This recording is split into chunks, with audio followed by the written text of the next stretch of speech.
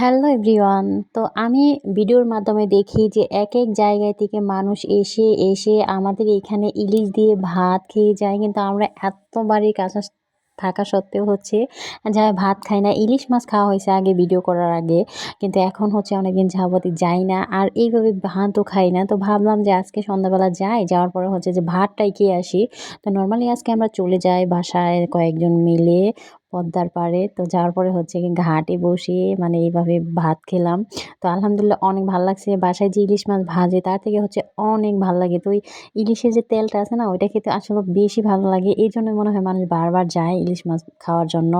এর জন্যই হচ্ছে যে মুন্সিগঞ্জের পদ্মার ইলিশটাই বিখ্যাত। আসলে এই ইলিশটা কেমন জানি অন্যরকম একটা মজা আর হচ্ছে যে ভালো লাগে। তো নরমালি দেখি যে এখানে অনেক মানুষ আছে সন্ধ্যার পরে। তো আমি যখন যাই তখন একটু নিরিবিলি, কোনো মানুষজন ছিল না। এখন মানুষের চারপাশ ভরে গেছে।